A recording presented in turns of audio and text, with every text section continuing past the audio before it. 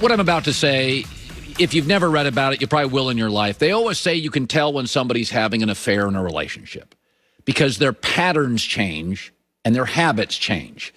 You're in a relationship with suddenly she won't let you look at her phone, or he starts working out a lot more than he usually does and losing weight.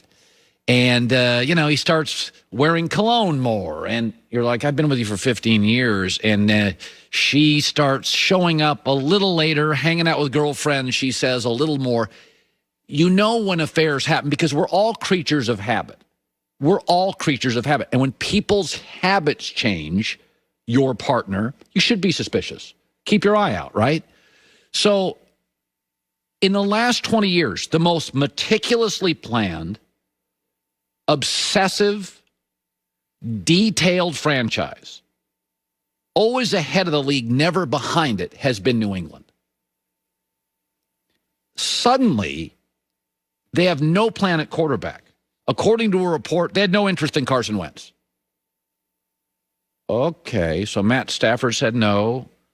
Goff, no. Wentz, no. So we all kind of thought New England. Brady leaves. COVID year, they're going to rebuild. They're going to get their cap space. They're going to get picks. They have no plan. So they have no quarterback. They have no tight end.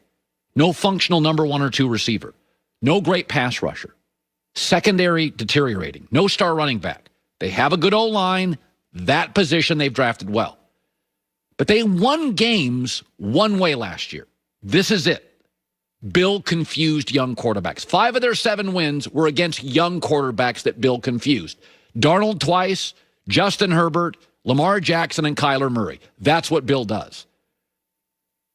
Is Robert Kraft at least a little concerned about a coach who has a history of being petty and holding grudges, still pissed he had to get rid of Garoppolo?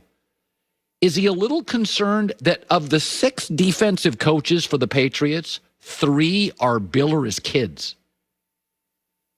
They've got no plan at the most vital positions. The worst weapons in the league, in a league that's becoming more weapons-centric. You're not going to beat Kansas City with no weapons.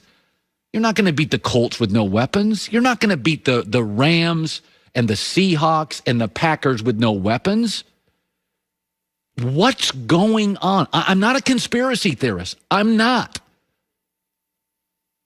But if I'm Robert Kraft, and I know a coach who was ticked off when Garoppolo got moved, that's the only time Kraft has gone over Belichick's head. Just think about this. If Belichick tomorrow, they don't even have their GM anymore. Nick Casario left. If Belichick left tomorrow, the defensive staff, gone. Flores, gone. Belichick, gone. Kids, gone. No quarterback. No weapons.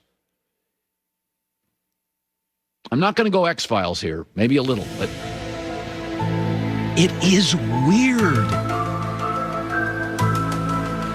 I'm not going to say sabotage. I'm not saying that. I'm just saying somebody give me an answer here.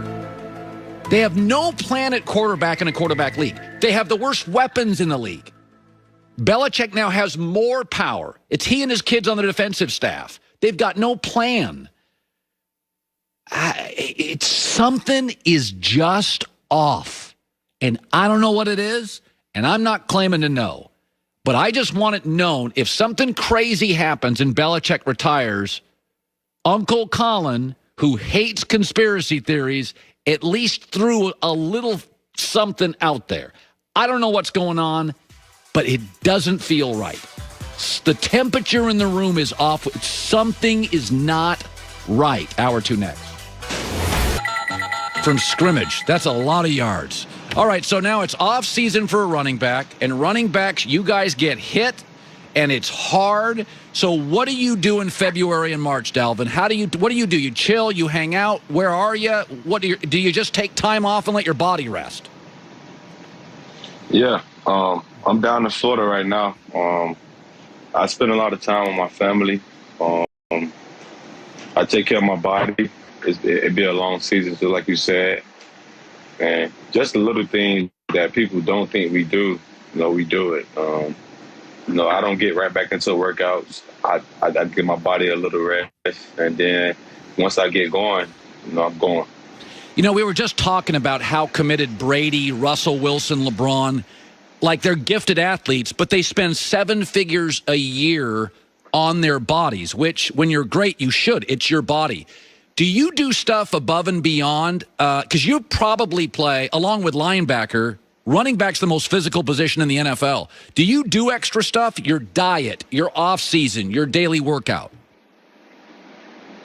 Yeah, I think being committed to this sport is the most ultimate goal that goes past average athlete's head, man. Just being around a lot of veteran guys that put me in position to, do Pilates, that took my game to another level, to start my routines, to lift weights, and to do stuff like that. You got to do the extra, man. Those guys putting that much money into their body. Everybody's different. Those guys, playing at an elite level, and I think everybody don't need to put that much money into their body. Some guys just need to do that. And I think with me, just sticking to my basic routine, just lifting weights, getting faster, getting stronger, I take my game to the next level. You ran for almost 5. You were a great high school back. Then you ran for almost 4,700 yards at Florida State. You're a workhorse with the Minnesota Vikings. Do you worry at all, Dalvin, because you carry the ball and you're such an important part of your offense? Do you worry?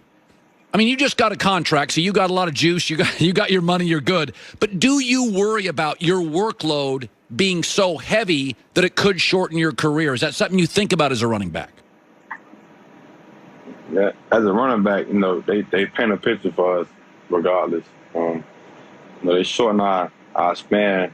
Before you even get to football, they tell you, you got 3 years to play in the football league. Right. 4 years. But, a guy like me, that put in so much work and that love the game and that's so committed to it, I feel like I'll play forever. I feel like, just being realistic, like I know a running back, take hits and do all that, but I put in a lot of work and I trust my preparation. I trust the people that I put in place to get me ready to play, and each and every year I think my game's gonna evolve to be something special. Yeah, I mean you're an interesting back because you do everything well. You guys draft, you let go of Stephon Diggs, who's an unbelievable talent, but you go then draft Justin Jefferson, who is filthy good.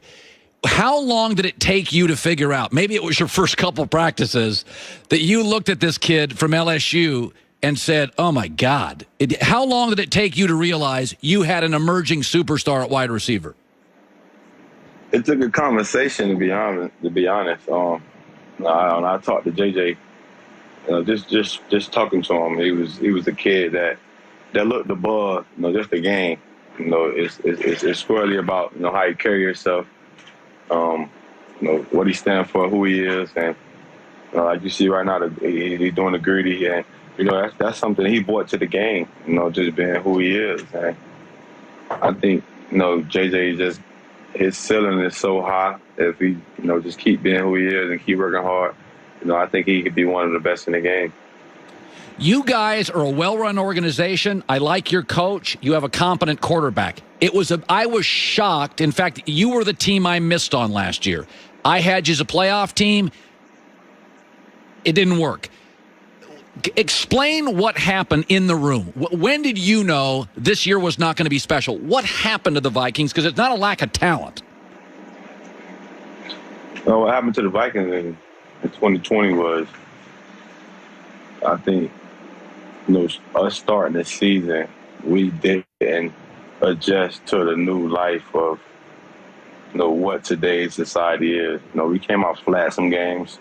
We didn't get ready. Like if you look at the Vikings, some games we just didn't come out ready to play. And I think that's just due to us not having the fans and not having the people that, no excuse, we still NFL players. We still got to go produce and play the game, and I think that's what we started to adjust to during the season. But I think it was just too late. We just didn't get our groove. We just didn't get that continuity that we needed, and we had a lot of guys hurt. But I think this year coming up for us is going to be a big year for the Vikings. All right, finally, you're going to be you are the owner. There's a new league called the Fan Controlled Football League, and you're the owner of the Zappers, Johnny Manziel's team. Okay, so first of all, I saw something on Twitter about this 3 days ago. What is this league? To define this league it's an opportunity. It's an opportunity for guys that's trying to get a second chance, that's trying to show the world, I'm still here to make plays. I'm still here to play football. Whatever the opportunity presents, I'm here to do it. And, you got guys like Johnny